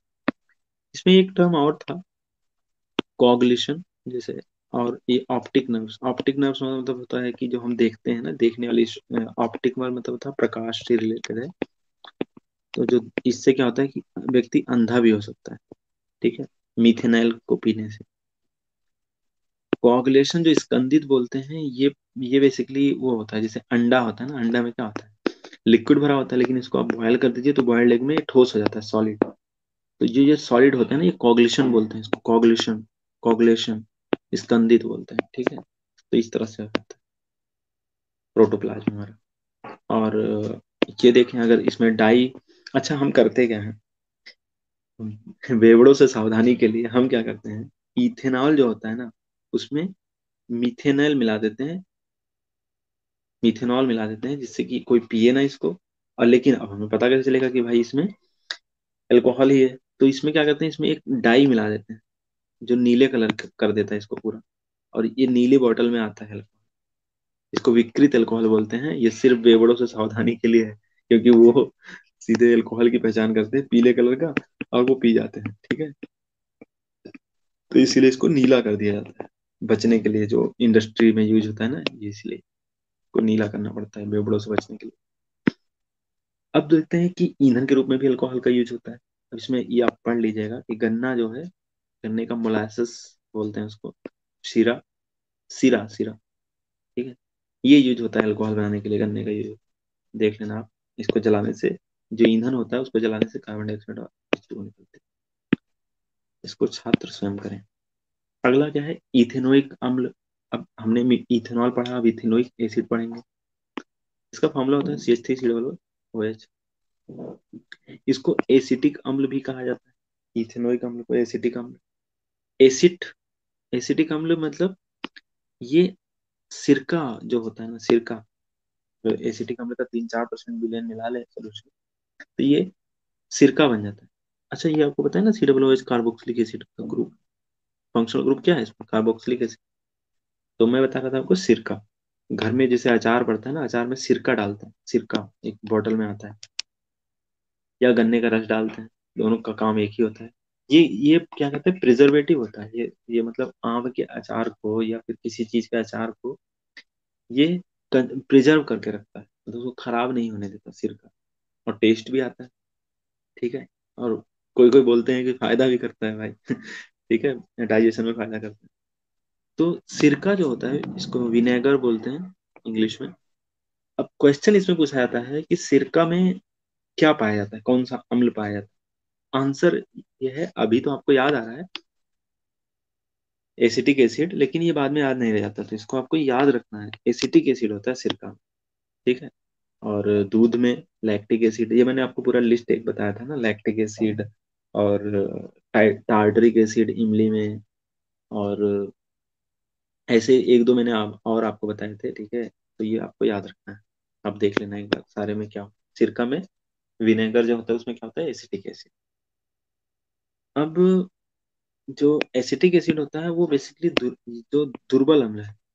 अम्ल क्या है, दुर्बल अम्ल। वो उतना स्ट्रांग नहीं है जैसे HCl H2SO4 होते हैं, ठीक है, दुर्बल अम्ल है। अब यहाँ पे देखिए, यहाँ पे बोल रहा है कि इथेनॉल और एसिटिक एसिड को मिलाइए सांद्र सल्फ्यूरिक अम्ल के साथ। इथेनॉल और एसिटिक एसिड को अगर मिला दीजिए और उसको गर्म करिए, यहाँ पे जैसे सेटअप पूरा दे रखा है, तो इसमें फ्रूटी स्मेल आता है, मतलब फल जैसा सुगंध आता है। और इससे फिर एस्टर का निर्माण होता है। क्या है एस्टर, आगे देखते हैं जस्ट। एस्टरीकरण की अभिक्रिया, एस्टर कैसे बनाया जाता है, ये बहुत इंपॉर्टेंट रिएक्शन। एस्टर बनाने की प्रक्रिया, एस्टर में क्या होता है कि अम्ल और एल्कोहल, ये देखो, इथेनोइक एसिड अम्ल है, और CH3CH2COOH क्या है, एसिटिक एसिड, इथेनॉल है। तो इथेनॉल और इथेनोइक एसिड, इन दोनों को, अम्ल और अल्कोहल को मिलाने से एस्टर बनता है। आपको याद रखना है, अम्ल, इथेनोइक एसिड और इथेनॉल को मिलाने से एस्टर बनता है। इसका फॉर्मूला आपको याद रखने की जरूरत नहीं है, लेकिन ये याद रखना है कि किस किस चीजों से मिलकर ये एस्टर बनता है। और इसका स्मेल जो होता है एस्टर का, स्वीट स्मेल होता है, ठीक है, स्वीट स्मेल होता है। इसको इत्र, परफ्यूम बनाने में, या फिर फ्रूट का टेस्ट डालना, जैसे कई बार आपने देखा होगा ना, जैसे आपने माजा पिया, माजा में तो चलो बोलते हैं, कुछ लोग क्लेम करने लगे हैं कि इसमें फ्रूट एक्चुअली में होता है, लेकिन माजा के अलावा जो होता है और भी चीजें, मैं भी नाम भूल गया, लिम्का, नहीं लिम्का नहीं होता। माजा के अलावा जो अदर ब्रांड्स होते हैं जिसमें ऑरेंज वगैरह का जूस, उसमें कुछ मिला नहीं होता, उसमें टेस्ट सिर्फ आता है। तो टेस्ट जो आता है वो बेसिकली इस एस्टर का टेस्ट होता है। एस्टर का टेस्ट, जो डिफरेंट डिफरेंट एस्टर होते हैं उनका टेस्ट जो अलग अलग होता है, उसमें कहीं आम का सुगंध आएगा, कहीं आपको परफ्यूम मारेंगे तो उसमें इमली की सुगंध आ जाएगी, आम की सुगंध आ जाएगी, ठीक है। तो इस तरह से इसको यूज किया जाता है। अब क्या होता है, सोडियम हाइड्रोक्साइड के साथ ये अपक्रिया करके साबुन बनाता है, ठीक है, साबुनीकरण बोलते हैं इसको, अपक्रिया क्या बोलते हैं, साबुनीकरण, क्योंकि इसी अभिक्रिया के द्वारा साबुन तैयार किया जाता है। ठीक है। अब क्षारक के साथ अभिक्रिया देखते हैं, एसिटिक एसिड कैसे करता है। एसिटिक एसिड NaOH जो क्षारक है, इसके साथ अभिक्रिया करके CH3COO Na बनाता है और H2O बनाता है। ठीक है, ये उतना इंपॉर्टेंट नहीं है। अब है कि कार्बोनेट और बाइकार्बोनेट हाइड्रोजन कार्बोनेट के साथ कैसे क्या करते हैं, तो उसके रिएक्शन ये है। इसमें क्या बनता है, सोडियम एसीटेट बनता है। ये सब रिएक्शन आपको कभी कभी इसमें आप क्वेश्चन में देख लेना, एग्जाम में कभी कभी पूछे जाते हैं। ये उतना इंपॉर्टेंट नहीं है, लेकिन ये है कि आप इसको ना बैलेंस करना है। अभी एक बार थोड़ा ध्यान से अगर देखेंगे तो इसको समझ जाएंगे कि कैसे लिखते हैं। इसमें देखो, जैसे CH3COOH अगर है, इसमें आपको बोला जाए कि Na2CO3 से क्या करा दो, तो क्या करना है आपको, ये हाइड्रोजन निकाल के यहाँ पे सोडियम लगा देना है बस। तो CH3COO ऐसे रहेगा, यहाँ पे Na आ जाएगा। अब ये हाइड्रोजन जाएगा तो इधर जाएगा, इधर H2O बनेगा और CO2 बनेगा। अब इसको बैलेंस कर दीजिए। ठीक है। अब यहाँ पे सोडियम कार्बोनेट हो या सोडियम बाइकार्बोनेट, HCO3, इससे फर्क नहीं पड़ता, बनेगा सेम। बैलेंसिंग में थोड़ा इधर उधर हो जाए। अब प्रयोग द्वारा आप एल्कोहल और कार्बोक्सिलिक एसिड में अंतर कैसे बता सकते हैं भाई, कैसे बता सकते हैं कि दोनों में अंतर, जो हमने दो चीजें पढ़ी, अंतर ऐसे बता सकते हैं कि जो सोडियम बाइकार्बोनेट टेस्ट है, एक नाम एक परीक्षण होता है सोडियम बाइकार्बोनेट। तो जो इथेनोइक एसिड है, जिससे अभी हमने देखा, ये इथेनोइक एसिड ये सोडियम से अभिक्रिया कर लेता है, सोडियम बाइकार्बोनेट से, लेकिन ये नहीं करता CH2। तो सोडियम बाइकार्बोनेट टेस्ट से इसको अलग कर सकते हैं। ऑक्सीकरण क्या है, ऑक्सीकारक क्या है, छात्र स्वयं करें। हमने अब आपको, मतलब हमने देखा ही है, कई बार देखा है ऑक्सीकारक किसे कहते हैं, तो ये आपको खुद करना है। अब इंटरेस्टिंग पढ़ते हैं, ये तो हो गया केमिस्ट्री की बात। अब पढ़ते हैं जो हमारे काम की बात है। ठीक है, हम जो रोज यूज करते हैं, जैसे साबुन यूज करते हैं, डिटर्जेंट यूज करते हैं, तो ये बनता कैसे है, इनकी अप्लाई क्या होती है। तो जो साबुन और डिटर्जेंट होता है, इसके बारे में नहीं। अब आपको मैं बता दूं कि जो बहुत सारे मैल होते हैं ना, मैल, जैसे कपड़ा साफ कर रहे हैं, या हमारे शरीर में भी बहुत सारा मैल लगा होता है ना, मैल, डर्ट उसको बोलते हैं अंग्रेजी में, धूल, ये तैलीय होते हैं। मैल जो होते हैं क्या होते हैं, तेलीय, ऑयली, ऑयली होते हैं। और ये ऑयल जो होते हैं वो पानी में घुलते नहीं है भाई, पानी में तेल कहाँ घुलता है, नहीं घुलता ना। तो जो साबुन के अणु होते हैं, साबुन के अणु क्या होते हैं, सोडियम और पोटेशियम के लवण होते हैं, ये याद रखना। जैसे साबुन इस तरह से होता है, CH3COO ऐसा। ये जो सोडियम और पोटेशियम के लवण होते हैं, सोडियम और पोटेशियम के लवण होते हैं, इसमें जो दो भाग होते हैं, ये माइनस ये प्लस। तो जो ये वाला भाग है आयन, सोडियम पोटेशियम, ये जल में घुलनशील है। ठीक है, आयनिक भाग इसको बोलते हैं। ये किस में घुलनशील होता है, जल में घुलनशील। ये जो क्या होता है, ये CH3COO, ये दूसरा पार्ट है, ये कार्बन श्रृंखला इसको बोलते हैं। ये तेल, ऑयल में घुलनशील होता है, तेल में। जो साबुन है, ये दो भागों में टूट जाता है। ठीक है, एक तो आयनिक भाग और एक कार्बन की श्रृंखला। कार्बन की श्रृंखला जो है वो तेल में घुलनशील होता है, और आयनिक भाग है जो जल में घुलनशील। ठीक है। अब साबुन के अणु एक मिसेली संरचना बनाते हैं, मिसेल का निर्माण करते हैं। ये होता है मिसेल का निर्माण। देखो यहाँ पे अब सिर्फ एक को देखो, अब पूरे के चक्कर में मत पड़ो। ये देखो, ये होता है तेल का एक बूंद, तेल की एक बूंद, तेल की एक बूंद के तरफ सोडियम का जो ये दूसरा पार्ट है, ये वाला पार्ट, ये वाला पार्ट है, जो ये चीज है ना, ये वाला पार्ट है, दो भागों में टूट गया। सोडियम प्लस जो बन गया, ये जल में घुल गया। और ये वाला जो पार्ट है, कार्बन श्रृंखला, ये तेल में घुल गई। तो तेल की तरफ ये होगा और जल की तरफ ये होगा, तो इसको बोलते हैं मिसेल। मिसेल का निर्माण करता है। ठीक है, इस संरचना को मिसेल बोलते हैं। समझ में आ गया। तो यहाँ पे लिखा भी हुआ है कि जल का अणु का एक सिरा तेल की कण की ओर और दूसरा सिरा बाहर की ओर होता है, जो आयनिक सिरा होता है। क्वेश्चन यही पूछा था कि कौन सिरा बाहर की ओर होता है, तो आयनिक सिरा, जो सोडियम पोटेशियम आयनिक सिरा है, क्योंकि ये जल में घुलनशील होता है। अब इससे इमल्सन बनता है। इमल्सन क्या होता है कि तेल और ऑयल का जो मिश्रण होता है, उसको इमल्सन बोलते हैं। क्योंकि ये दोनों घुलता नहीं है ना, विश्व मिश्रण या विलायक विलयन नहीं बोल सकते ना, जल में तेल घुलता नहीं, तो इसको इमल्सन बोलते हैं, इमल्शन। ठीक है। साबुन का जो मिसेल है ये क्या करता है, मैल को बाहर निकालने में मदद करता है, इससे हमारा कपड़ा साफ हो जाता है। तो अब साबुन से कपड़ा कैसे साफ होता है, स्ट्रक्चर कौन सा बनता है, मिसल संरचना बनती है। और ये हमने देख लिया मिसल संरचना कैसे, कोई भी पूछे बता सकते, ठीक है। अब मिसेल संरचना जो होती है इसमें क्या होता है कि साबुन के जो दो सिरा होते हैं ना, उन दोनों का गुणधर्म अलग अलग होता है। गुणधर्म इसलिए मैंने आपको बताया, एक तो पानी में घुल जाता है, एक तेल में घुल जाता है। तो जो पानी में घुल जाए ना उसको बोलते हैं हाइड्रोफिलिक, पानी से प्यार, हाइड्रोफिलिक, पानी से प्यार, उसको जल रागी बोलते हैं। दूसरा जो सिरा होता है जो कि तेल में विलयनशील होता है, उसको बोलते हैं जल विरागी या फिर हाइड्रोफोबिक।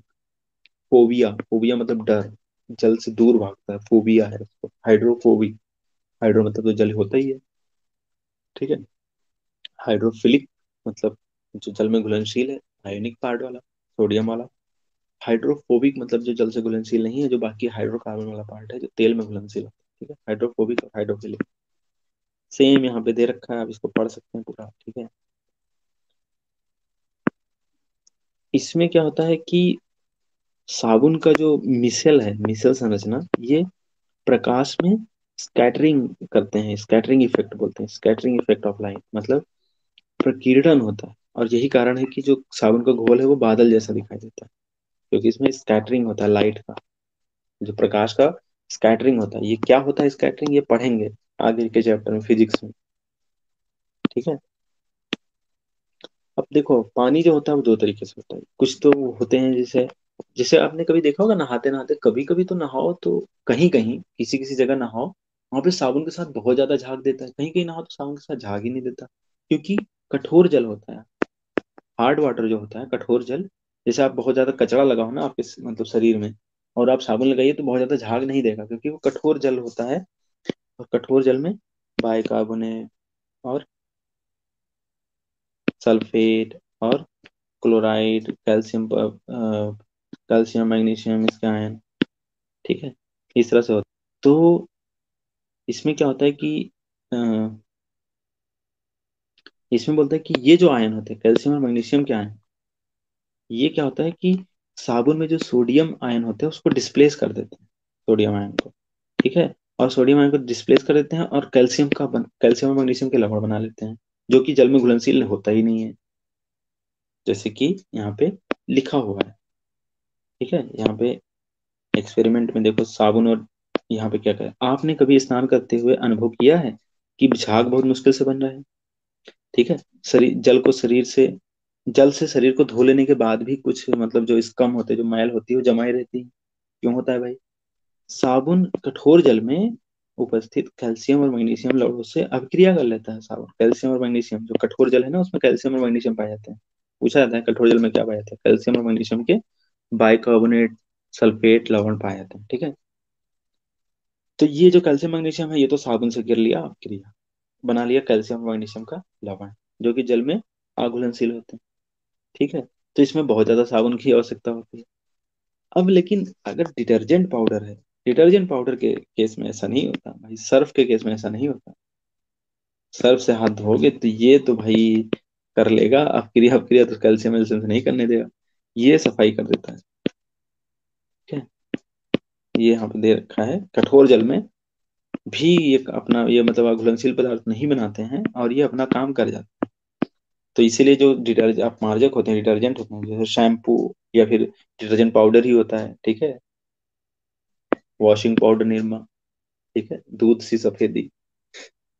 तो वॉशिंग पाउडर जो शैम्पू या फिर ये कपड़ा धोना होता है, कपड़े धोने वाला, तो ये इसमें डिटर्जेंट में इसमें क्या होता है कि अपमार्जक जो होते हैं, डिटर्जेंट होते हैं, ये कठोर जल और सॉफ्ट जल दोनों से क्रिया कर लेते हैं, इसलिए ये मैल वेल निकाल देते हैं बाहर, ठीक है। ये इनसॉल्युबल कंपाउंड नहीं बनाते जो जल में अघुलनशील। क्वेश्चन क्वेश्चन क्या है, देखते हैं। क्या आप डिटर्जेंट का उपयोग करके बता सकते हैं कि कोई जल कठोर है कि नहीं? नहीं बता सकते भाई, डिटर्जेंट को पता ही नहीं चलेगा कि कठोर जल, वो बोलेगा आओ सबको साफ करता हूँ, ठीक है। जो भी आओ, तुम कठोर हो कठोर नहीं हो, भाड़ में जाए, तुम आओ मैं तुम्हें साफ कर दूंगा, डिटर्जेंट। साबुन के केस में क्या होता है, साबुन बोलेगा कठोर जल ना बाबा ना, मैं तुम्हें साफ नहीं करूंगा, ठीक है, मैं कर ही नहीं सकता, मेरी औकात ही नहीं है। नॉर्मल जल के साथ तो क्रिया करने लगते हैं। ठीक है, अगला है नेक्स्ट क्वेश्चन। लोग विभिन्न प्रकार से कपड़े धोते हैं।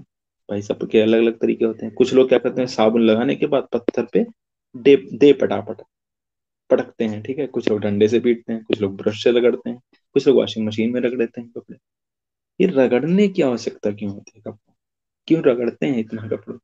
भाई साबुन लगाओ उसके बाद धो लो, रगड़ना क्यों पड़ता है? रगड़ना इसलिए पड़ता है क्योंकि कुछ नॉन आयनिक पार्ट होते हैं जो ऑयल और गैस, जो तेल और गैस के साथ अभिक्रिया कर लेते हैं और वो कपड़े में चिपके रहते हैं।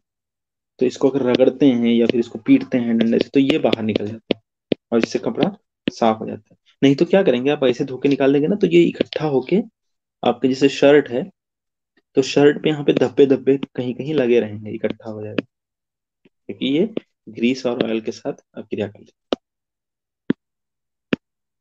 यहाँ पे हमारा चैप्टर खत्म होता है। क्या सीखा, फटाफट देखते हैं। हमने ये सीखा कि कार्बन एक बहुत ही वर्सटाइल तत्व है, सबके साथ क्रिया कर लेता है। दो इसके गुण थे, टेट्रावेलेंसी और कैटिनेशन। ठीक है, इनसे यही दो गुणों के कारण इतना फेमस है। ठीक है, साझेदारी से बॉन्ड जो बनता है उसको सहसंयोजक बॉन्ड बोलते हैं। ठीक है, दोनों के सहयोग से जो बनता है। कार्बन त्रिबंध, डबल बॉन्ड या ट्रिपल बॉन्ड भी बनाता है। ये तीन तरीके की संरचना बनाता है जो कि सीधी, शाखाएं युक्त या फिर वलीय होती है। समजातीय श्रेणी हमने देखा जिसमें फंक्शनल ग्रुप सेम हो और CH2 का डिफरेंस होता है। ठीक है, इसको समजातीय श्रेणी बोलते हैं। इसमें फंक्शनल ग्रुप सेम होता है। ऐसे ही हमने बहुत सारे फंक्शनल ग्रुप देखे, alcohol, aldehyde, ketone, carboxylic acid. हमने ये भी देखा कि भाई ईंधन के रूप में इसका मेन यूज होता है जो कार्बन का है, जैसे मीथेन हमने बायोगैस में देखा। ठीक है, हमने नेचुरल गैस में भी देखा, क्या पाया जाता है नेचुरल गैस में, CH4। एलपीजी हमने देखा, एलपीजी में क्या पाया जाता है, ब्यूटेन या फिर आइसोब्यूटेन पाया जाता है। ठीक है, ये सब हमने देखा। हमने इथेनॉल और इथेनोइक एसिड के बारे में मतलब डिटेल में हमने अध्ययन किया। साबुन और अपमार्जक हमने देखा कि हाइड्रोफिलिक और हाइड्रोफोबिक क्या होते हैं। हमने ये देखा कि जो मैल होती हैं, ऑयली मैल, ऑयली डर्ट बोलते हैं उसको, ऑयली डर्ट, ऑयली डर्ट, ये कैसे बाहर निकलता है कपड़ों से, ये हमने देखा। अब इसमें एक्सरसाइज है, आपको खुद ये ट्राई करना है। किसी दिन मैं क्लास लूंगा, इसमें आपको सारे क्वेश्चन बताऊंगा कैसे करते हैं, लेकिन अभी आपको खुद से ट्राई करना है। तो